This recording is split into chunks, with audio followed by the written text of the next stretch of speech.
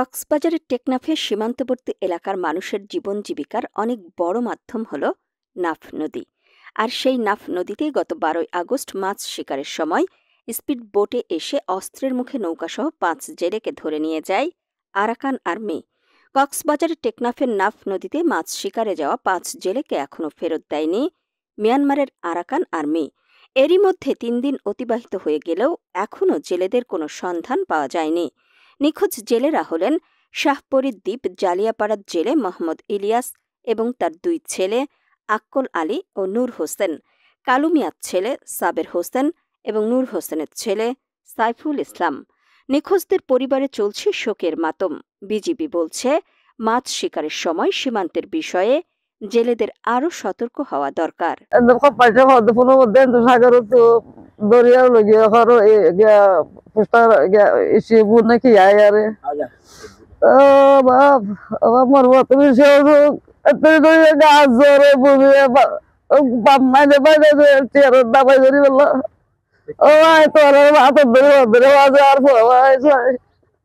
Bacana tu gari mana jana mana naga tinju mulai ini macam diraja tinju nama macam tinju nama jadi aku bagere macam ada aku bagere putera tulah sila bazi baca teraca marjaya mana hazard merayan mana saya tu zona mesti aku bagere dal macam gede berapa naik boleh dal macam gede Bari 3 दिन macam tay buang dia lagi deh.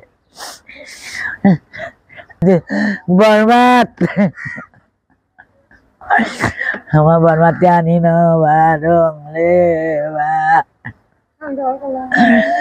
Hawari. এ বিষয়ে টেকনাফ উপজেলা নির্বাহী কর্মকর্তা বলেন, নিখোঁজ জেলেদের বিষয়টি ইতোমধ্যেই সংশ্লিষ্ট বাহিনীকে অবহিত করা হয়েছে।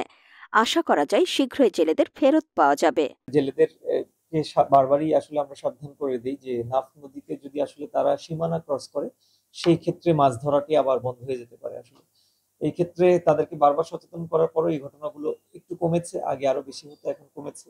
যে 5 জনের ঘটনা আপনি বলেছেন সেটির সত্যতা আমরা জানি, সেটা আমরা জানি। আমরা ইতিমধ্যে সেগুলো সীমান্ত রক্ষা বাহিনী এবং কোস্টগার্ডকে জানিয়েছি।